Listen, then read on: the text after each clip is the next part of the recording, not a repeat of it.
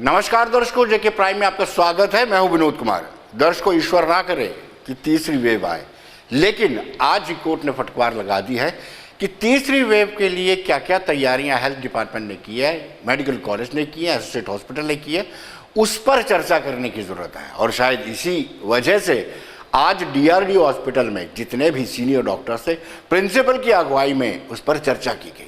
और चर्चा करने के बाद जो रणनीति है उस पर भी चर्चा की गई कि आखिरकार, क्योंकि ये कहा जा रहा है कि तीसरी वेव में 20 साल तक के जो यूथ हैं उन पर अटैक कर सकता है। तीसरी वेव में कोविड-19 जो है अटैक करता है 20 साल तक। लिहाजा नए सिरे से जो छोटे बच्चों के लिए वेंटिलेटर होते हैं उसकी तैयारी की जा रही, उसकी परचेजिंग की जा रही है और बेड की संख्या में भी इजाफा किया जा रहा है। क्योंकि सेकेंड वेव में हमने देखा था, हालांकि अभी पूरी तरह से दूसरी वेव पूरी तरह से खत्म नहीं हुई है, लेकिन उसके बावजूद भी हल्का राहत जरूर मिला है। पॉजिटिविटी, जो पॉजिटिव केसेस थे वो कम हो गए हैं, और दूसरा, ठीक होकर के डिस्चार्ज होने वालों की संख्या लगातार बढ़ रही है। लेकिन चिंता है, कोर्ट को भी चिंता है, और कोर्ट ने अपनी चिंता जाहिर कर दी है और हेल्थ डिपार्टमेंट को बता दिया है कि आपकी क्या तैयारी है। हमने प्रिंसिपल से बात की, डॉक्टर शशि सूदन से बातचीत की। उनका कहना है कि हमने परचेजिंग के ऑर्डर दे दिए हैं, पूरी मुकम्मल तैयारी है, किसी से भी निपटने के लिए तैयार है।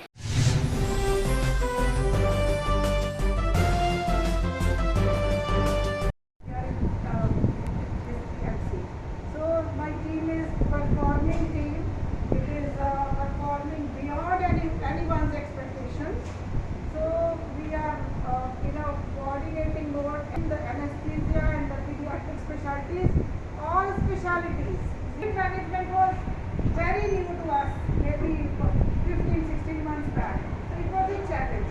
It is a different subject altogether, and we also have learned and evolved. So gradually, day by day, every day we are learning. Every day it's a bigger challenge. It's a newer challenge. Not that Covid pandemic wave जो है इसको लेके predicted है कि less than 20 years जो है वो target population हो सकती है, ऐसी प्रेडिक्शन है। तो पूरा मन में रख के इस पॉपुलेशन को तैयारियां शुरू कर दी गई हैं। वो तैयारियां इंफ्रास्ट्रक्चर ऑगमेंटेशन की हो, जिसमें हमारे अगर कुछ ऐड भी करना है सिविल स्ट्रक्चर और एग्जिस्टिंग इंफ्रास्ट्रक्चर को भी, इक्विपमेंट वगैरह, जो पीडियाट्रिक पॉपुलेशन स्पेसिफिक इंफ्रास्ट्रक्चर बना रहे हैं अभी हम, जिसके लिए पीडियाट्रिक वेंटिलेटर्स जो जैसे स्पेशलिस्ट ने बताए हैं वो सारे ऑर्डर कर दिए गए हैं। 150 बेडेड आईसीयू ओवरऑल ऐसा सोचा गया कि होगा, वो जीएमसी और इसके साथ एसोसिएटेड हॉस्पिटल्स हैं। अभी मेन हमारा एसएमजीएस हॉस्पिटल है, उसके बाद मदर एंड चाइल्ड हॉस्पिटल, और जो नया डीआरडीओ है उसमें भी 25 वेंटिलेटर्स पीडियाट्रिक होंगे। तो ये सारी तैयारियाँ, इसके अलावा ह्यूमन रिसोर्स की जो ट्रेनिंग है वो बहुत इम्पॉर्टेंट है।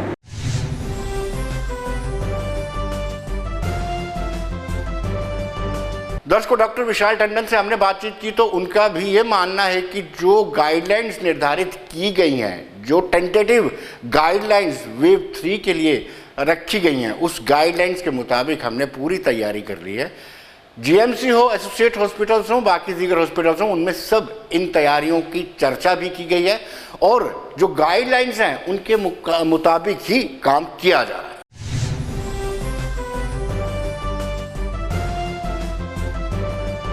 पहले तो मैं ये बताता चलूँ कि अभी जो नंबर ऑफ़ केसेस हैं काफ़ी कम हो गए हैं वार्ड्स में, और सेकंड वेव बड़े अच्छे से मैनेज हो गई है। और लेकिन ये इसका कतई मतलब नहीं है कि जो हमारी जनता है वो ये लॉकडाउन की जो प्रक्रिया जो नॉर्मल पटरी पे अभी जो आ रही है उसमें ये कंप्लेसेंट हो जाएं और अपने एसओपीज़ और गाइडलाइंस ना फॉलो करें, क्योंकि ये अंदेशा है, ये साइंटिस्ट जो अंदेश कर रहे हैं वो ये कर रहे हैं कि भाई शायद तीसरी लहर भी जो है वो आए, और उसमें ये लेके चलें कि भाई ये पॉसिबिलिटी किस आधार पर की जाती है कि भाई पीडियाट्रिक पॉपुलेशन के पकड़े जाने की ज़्यादा जो संभावना रहेगी। उसके पीछे जो तर्क है वो ये है कि बिकॉज जो हमारी पीडियाट्रिक में वैक्सीनेशन है वो अभी अंडर ट्रायल है, वो अभी अंडर क्लिनिकल ट्रायल है। तो जब वो देखेंगे कि प्रायोरिटी ग्रुप की अगर आप देखेंगे पहली वेव में जो जैसी वैक्सीनेशन शुरू हुई तो एल्डरली पॉपुलेशन को इसने ज़्यादा पकड़ा, वैक्सीनेशन जो है इसीलिए उसको पहले प्रायोरिटी में रखा गया। अब इस फेज़ में अडल्ट पॉपुलेशन जो है, सेकंड फेज़ में अडल्ट 18 एंड 45 के बीच में जो वैक्सीनेशन ड्राइव कंट्री में चल रही है, और वो प्रक्रिया जल्दी से जल्दी कंप्लीट करने की कोशिश की जाएगी।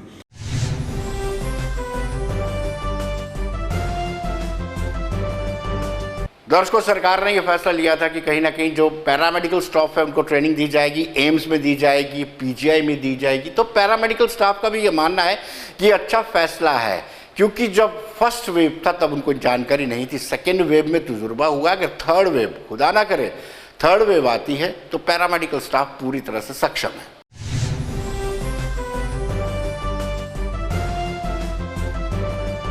तो पहले एडमिनिस्ट्रेशन का जहाँ एलजी साहब का बड़ा बड़ा शुक्रगुजार हैं, जो कि उन्होंने ये स्टेप लिया कि हमारे स्टाफ को ट्रेन किया जाए, क्योंकि सेकंड वेव में हमें थोड़ी सी प्रॉब्लम बीच में आई।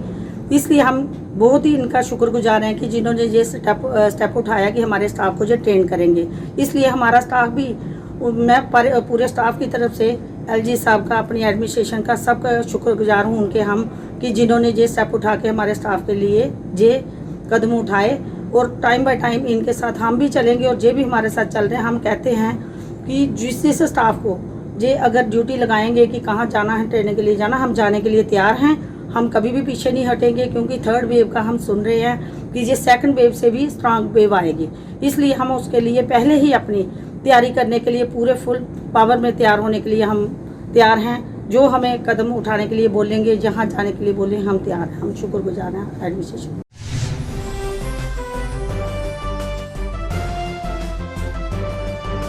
एक सामान्य लोगों का ये मानना है कि पहली वेव में इनको समझ नहीं आ पाए थे, दूसरी वेव में तैयार नहीं थे। उम्मीद करते हैं कि हेल्थ डिपार्टमेंट जो है तीसरी वेव में पूरी सक्षमता के साथ काम करे और लोगों की जानें बचा सके।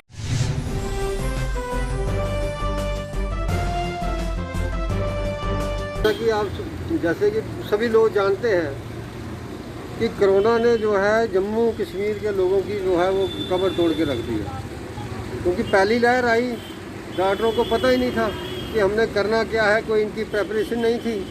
तो उसमें जो भी फिर भी कैजुअल्टी हुई, लेकिन जो सेकंड लहर आई उसमें तो डॉक्टरों को, जबकि पीछे से भी गाइडलाइन थी कि ये सेकंड लहर आएगी और ये लोगों को नुकसान पहुँचाएगी, लेकिन जैसे ही थोड़ा सा ये ठीक हुआ, कोरोना थोड़ा सा कम हुआ, तो लोगों ने जो है वो सारा छोड़ दिया, सब कुछ जो गवर्नमेंट की जो गाइडलाइन थी उसके ऊपर चलना बंद कर दिया, और डॉक्टर भी जो है वो चुप हो गए। और सेकंड लहर ने जो आई और डॉक्टरों को पता ही नहीं था कि इन्होंने करना क्या है क्या नहीं, और बिल्कुल हेल्पलेस हो गए।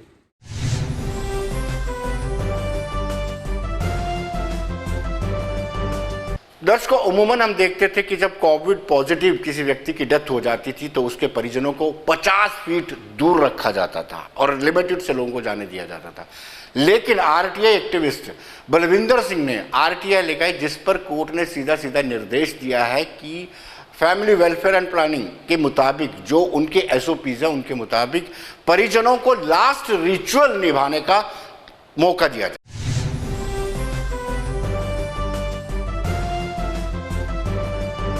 पिटीशन फाइल किया आज से 20-25 दिन हाई कोर्ट में, तो honourable chief justice of J and K high court ने तो उसको सुन के स्टेट गवर्नमेंट को नोटिस निकाला, और जब नोटिस का जवाब आया तो कल उन्होंने ऑर्डर निकाला। उस जजमेंट उन्होंने क्लियरली कहा, उन्होंने कहा जब हमारे ये जो ministry of health and family welfare के गाइडलाइंस हैं, ये guidelines they have issued these guidelines in consultation with the experts dealing with the covid pandemic. So इस गाइडलाइंस की वैधता है, इसकी मान्यता होनी चाहिए। उन्होंने सरकार की, रियासती सरकार को भी ये कहीं ना कहीं फटकार भी थोड़ी लगाई। उन्होंने कहा that the authorities will strictly follow the guidelines issued by ministry of health and family welfare and would not cause any harassment to the next of kins of any person. और उनके रिश्तेदारों को कोई हरासमेंट नहीं करेगी सरकार, ऐसे order मत नहीं निकालेगी। ऐसे ऑर्डर निकालेगी तो डीबी ने हमको परमिट किया है कि आज के बाद कोई शख्स भी अगर किसी की कोविड से डेथ होती है, उसके सगे संबंधियों को उसका चेहरा देखने की इजाज़त दी जाएगी, उसको कोई मना नहीं कर सकेगा। सो ये मेरी बड़ी पिछले साल की मेरी ये कोशिश थी, तो मैं आज जाके उसमें कामयाब हुआ। अब कोविड पैंडेमिक काफ़ी डाउन चला गया है। उम्मीद करते हैं कि ऊपर वाला करे, गुरु महाराज भगवान वाहिगुरु करे, थर्ड वेव ना आए। तो मैं समझता हूँ ज़्यादा डेथ्स ना हो, अगर होती हैं तो ये मेरा जो मुद्दा है आने वाले दिनों में आज से जो भी डेथ होती है तो घर वाले कम से कम अपने सके संबंधी का चेहरा देख सकेंगे, क्योंकि हमारी सोशल बॉन्डिंग्स बड़ी स्ट्रांग हैं, इमोशंस जुड़े हुए हैं। कई बार देखा गया कि कई लोग फॉरेन में किसी की डेथ होती है, मैं JNK में किसी की डेथ होती थी, रिश्तेदार बाहर होते थे, 2-2 दिन तक मार्चरी में डेड बॉडी को रख दिया जाता था कि उसका बाप आएगा, बेटा आएगा या बहन आएगी, 2 दिन तक रखी जाती थी बॉडी, इसलिए कि वो उसके अंतिम दर्शन कर ले।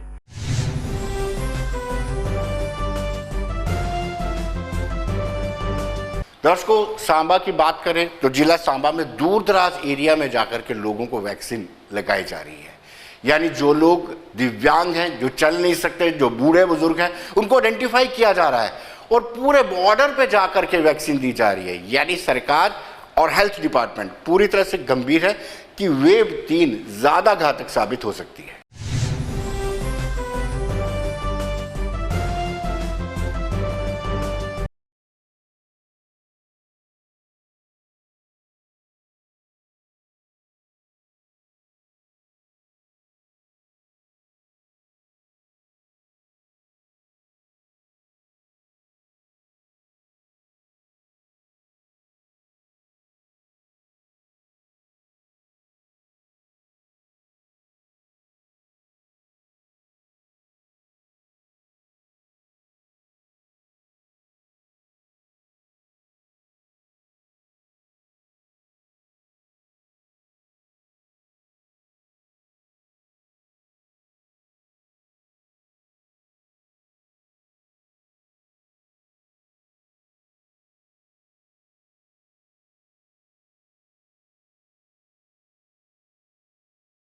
जो डीसी मैम जी की इंस्ट्रक्शंस हैं उनके अकॉर्डिंगली हमने, जैसे ही कल हमें इन्फॉर्मेशन मिली कि आपने हाउस टू हाउस जाके वैक्सीनेट करना है, तो हमने अपने BDO वगैरह उन तहसीलदार सर उनसे लिस्टें, अपनी भी जो लिस्टें थी शेयर की। फिर हमने एक टोटल देखा कि कितना है बेड रिडन का हमारा, जो टोटल फिगर 27 निकल के आई। फिर हमने अपनी तहसील से, जैसे पंचायत तहसील हमारी राजपुरा है, स्टार्ट किया हमने सनूरा से वैक्सीनेट करते करते हमने राजपुरा तक कवर किया। टोटल अभी तक 6 वैक्सीनेट हो गए हुए हैं जो बेड रिडन ही थे, और कुछ मेंटली सिक भी थे, उनको भी हमने वैक्सीनेट किया। अब हम इधर चकदुरमा पंचायत में विलेज जराई में है, यहाँ पर भी एक लेडी हैं, वो भी थोड़े मेंटली भी सिक हैं और फिजिकली भी वीक हैं, उनको वैक्सीनेट करने के लिए यहाँ पर आए हैं। हाँ जी, ये तो जैसे 100+ जो भी हैं, एक तो ये हो गए माता जी, एक और हमने बुजुर्ग रामलाल जी को, वो भी 101 थे, उनको वैक्सीनेट किया। अगर यही लोग हमारे लिए रोल मॉडल हैं, अगर हम इनको देख के भी नहीं सीखेंगे, आगे जैसे 18+ स्टार्ट होने वाला है हमारे यंग जनरेशन के लिए, वो एक बहुत ही ज़्यादा इम्पॉर्टेंट फेज़ आने वाला है, और इन लोगों से को देखकर उनको ये सीखना चाहिए कि वैक्सीनेशन कितनी इम्पॉर्टेंट है। अगर 100+ लोग इसको वैक्सीनेशन को पॉजिटिव ले रहे हैं, तो उनको भी पॉजिटिव लेके वैक्सीनेशन के लिए आगे आना चाहिए और इस मुहिम को 100% अचीव करने में हमारी मदद करनी चाहिए।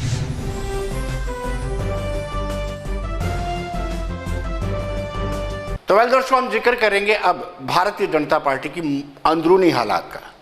भारतीय जनता पार्टी भाप गई है कि कहीं ना कहीं कुछ मुद्दों को लेकर के बीजेपी की किरकिरी हो रही है, चाहे वो खनन माफिया हो या फिर शराब की बात हो। इन दोनों मुद्दों पे पूरी तरह से पिछड़ी हुई नजर बीजेपी आ रही है। शायद यही कारण था कि बीजेपी के नेताओं ने, तीनों महासचिवों ने उपराज्यपाल मनोज कुमार सिन्हा से मुलाकात की और अपना दुखड़ा सुनाया। लेकिन आपको बताते चले, आज क्रशर एसोसिएशंस की तरफ से प्रेस कॉन्फ्रेंस दी। विक्रम रंधावा ने कहा कि कोर्ट ने जो फाइन सरकार ने लगाया था, जिसको लेकर के वो बार बार सड़कों पे आ रहे थे, वो फाइन पूरी तरह से माफ कर दिया है।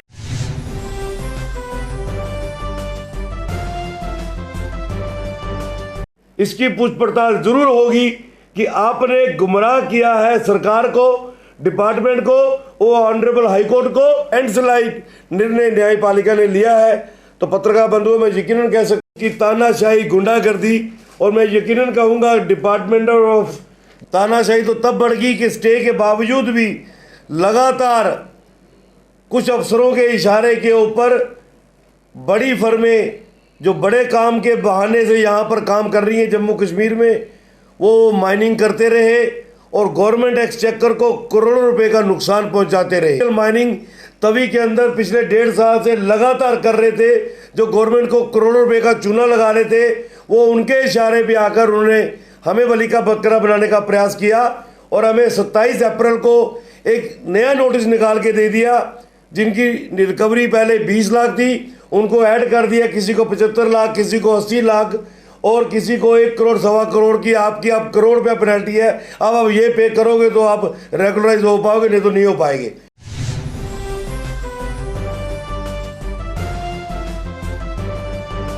दर्शकों, इस बाबत हमने देवेंद्र कुमार मन्याल जो महासचिव हैं, जनरल सेक्रेटरी हैं बीजेपी के और फार्मर कैबिनेट मिनिस्टर भी, उनसे बातचीत की।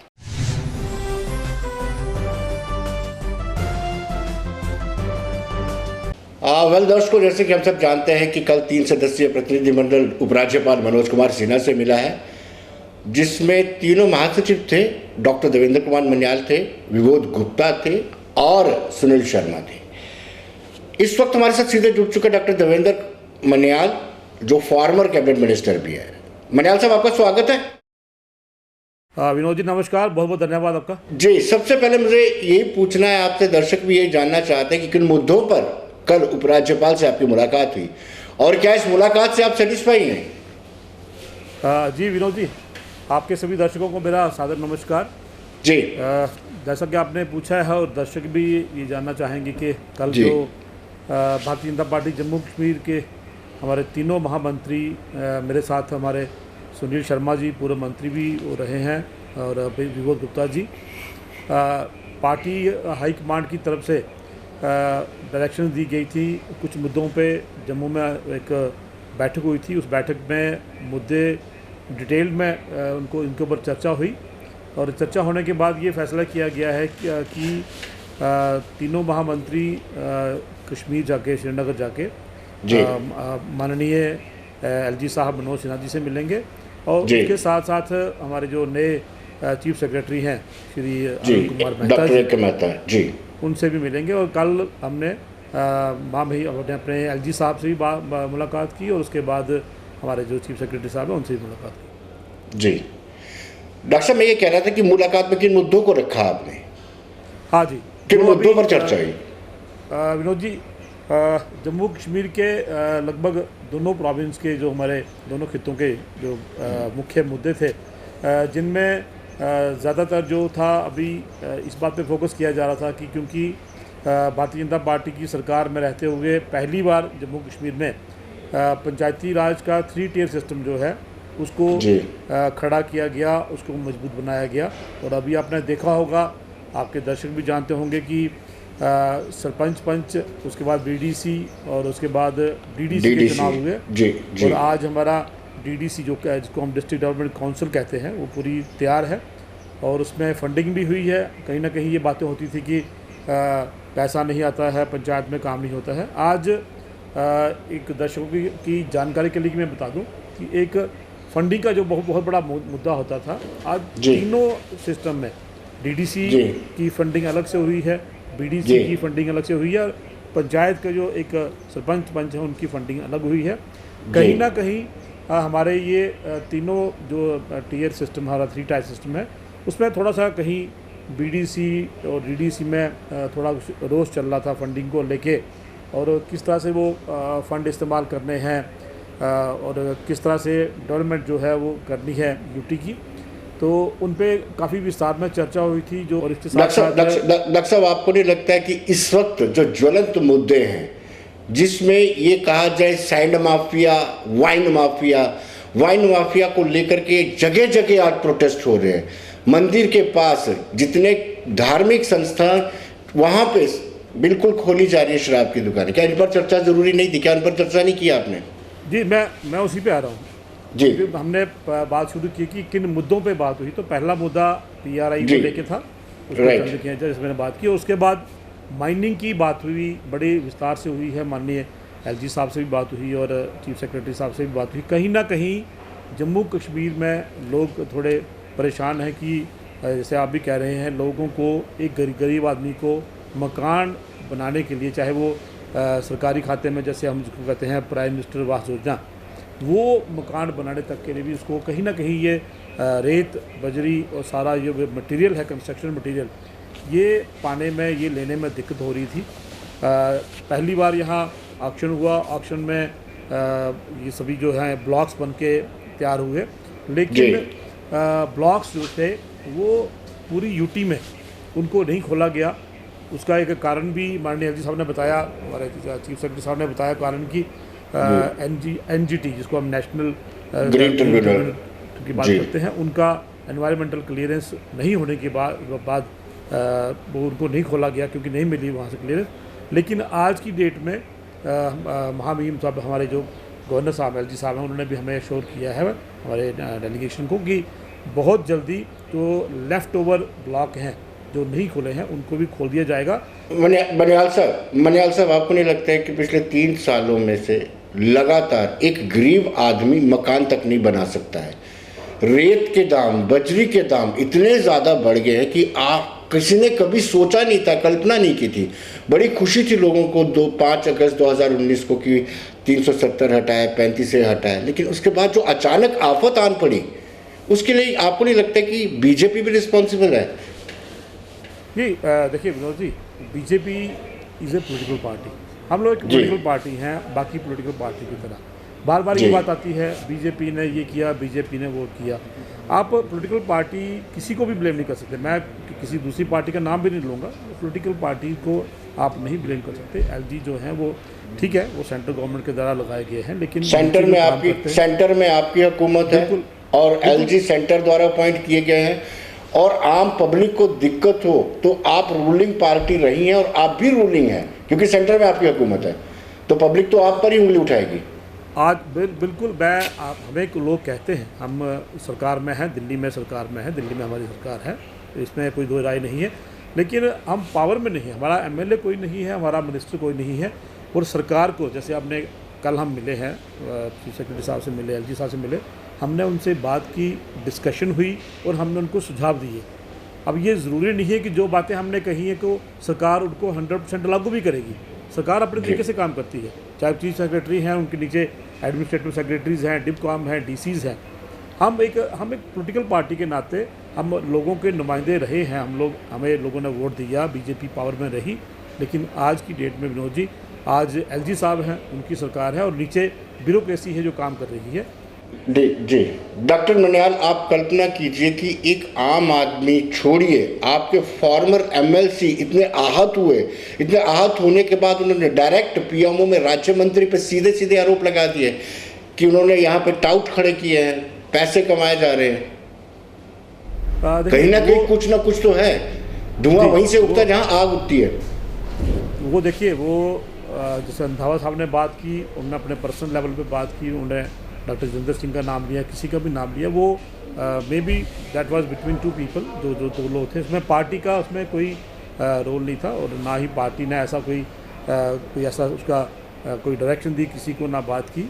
जहाँ तक बात है माफिया की या माइनिंग की, हम इस बात को हम भी एग्री करते हैं कि लोगों में ये बात है कि कहीं ना कहीं माइनिंग माफिया जो है वो परेशान कर रहा है, और जो बड़े कम रेट पे, कम नहीं कहेंगे, गवर्नमेंट के जो फिक्स किए हुए रेट हैं उस पर बजरी या रेत नहीं मिल रहा है, तो उस बात को हम भी एग्री करते हैं। उसी बात को लेके कोर ग्रुप जो है, पूरा बीजेपी का कोर ग्रुप बैठा, उस पर बात हुई और उसमें ये फैसला किया गया कि LG साहब तक ये जो तकलीफ़ है लोगों की उसको पहुंचाया जाए और कोशिश की जाए कि जल्दी से जल्दी इसका जो है कोई हल निकाला जाए, ताकि लोगों को सरकारी रेट के ऊपर जो है कंस्ट्रक्शन मटीरियल मिलना शुरू हो जाए।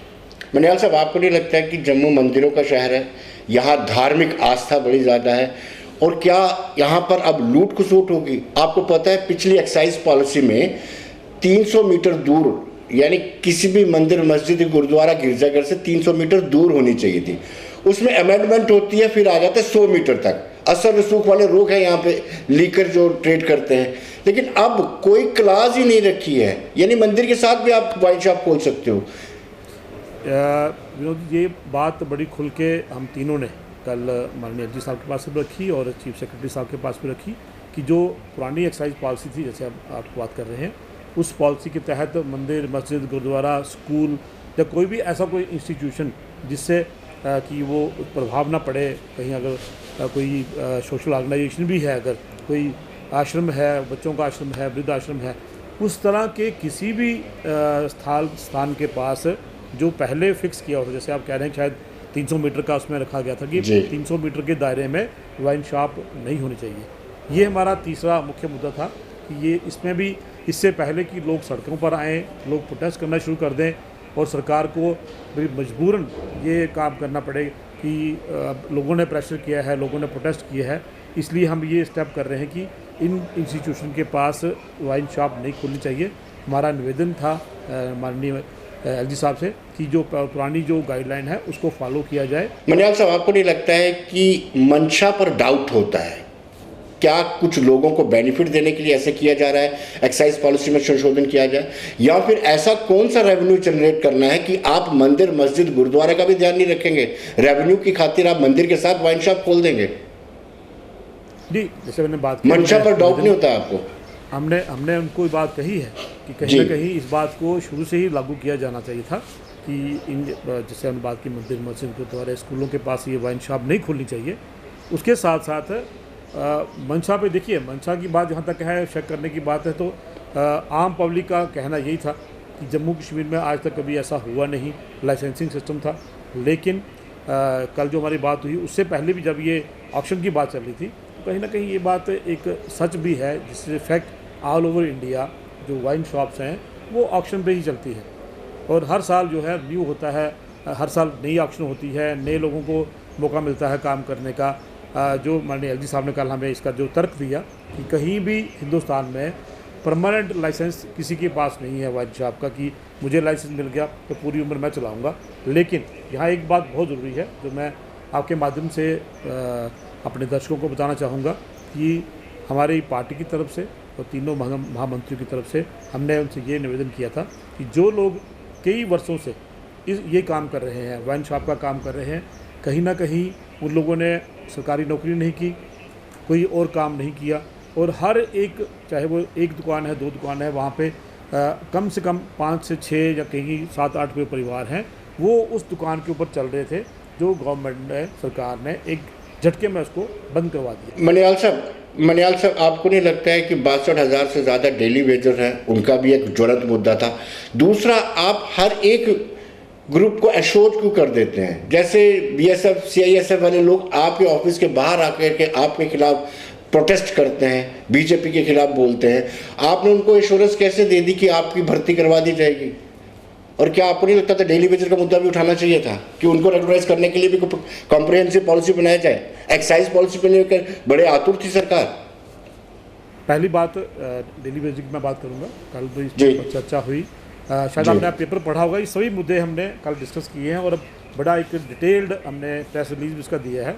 जो बात हम कर रहे हैं सभी मुद्दों पे बड़ी अच्छे से विस्तार से चर्चा हुई है, उसमें डेली वेजर्स की बात हुई और एलजी साहब का कहना भी यही था कि कहीं ना कहीं वो जो भर्तियां हुई हैं डेली वेजर्स की, वो मैं भी उसका एक विटनेस हूँ। हमने देखा है कोई एक मजदूर जो है वो 500 रुपये पे काम कर रहा है महीने पे, कोई 1000 रुपये काम कर रहा है और काफ़ी सारी तादाद में जो है उनका कोई रिकॉर्ड अवेलेबल नहीं है। उन सभी डेली वेजर्स का, नीड बेस्ड का एक अपनी ही टर्मिनोलॉजी में पिछली सरकारों ने daily Vaser, need based, casual और अदर, अब एक नई टर्म बनी थी जो कल हमें मालूम पड़ी, अदर्स। वो अदर्स कौन है? अदर्स वो है जो बीच में आए, काम किया, फिर छोड़ दिया, फिर बीच में आए, फिर काम किया, छोड़ दिया और कोई जो कंसर्न्ड लोकल ऑफिसर है उसकी जेब से 500 रुपये, 1000 रुपये देता था, उसको भी अदर्स कैटेगरी में डाल के ये लगभग जो 60,000 की संख्या आप कह रहे हैं, इसको कहीं ना कहीं 1 लाख तक पहुँचाया गया है।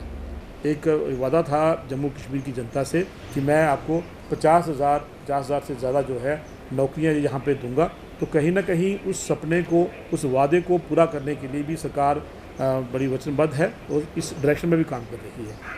दूसरी बात जो आप कह रहे थे कि बीएसएफ उनको आश्वासन दे, ये इन बातों को बिना वजह उछाला गया है। जो हमने जो हमारे प्रदेश अध्यक्ष हैं रविंद्र रैना जी, जब पहली बार जब वो उन बच्चों के पास गए थे तो मैं आई वॉज अकम्पनिंग हिम, हमारे साथ 4-5 लोग पार्टी के थे, हमने उनकी पूरी बात सुनी तो बड़ी साफ शब्दों में हमने ये कहा था कि जो देखिए विनोद जी, आप मीडिया में हैं, चाहे एक 10th क्लास का जो बच्चा है अगर वो भी कोई एग्ज़ाम देता है, उसको पता है कि मैं 4th क्लास की भर्ती हुई है, उसमें 8,500 पोस्टें जो हैं वो एडवर्टाइज हुई हैं और 3 लाख बच्चे अपीयर हुए हैं। उसके बाद 15,500 बच्चे शॉर्टलिस्ट हुए हैं, उनमें से 8,500 जो पोस्टें एडवर्टाइज की गई हैं वही बच्चे लगेंगे। हाँ, ये एश्योरेंस जरूर है, पर पीएम साहब ने कहा है 50,000 नौकरियाँ वह मिलेंगी, वो नौकरियां मिलकर रहेंगी। और इसके लिए हमारी पार्टी भी वचनबद्ध है कि पॉलिटिकल पार्टी होने के नाते हम भी इस तरफ पूरी कोशिश करेंगे कि 50,000 नौकरियाँ जम्मू कश्मीर के बच्चों को मिले। मनियाल साहब, आपका बहुत बहुत शुक्रिया, धन्यवाद। Thank you.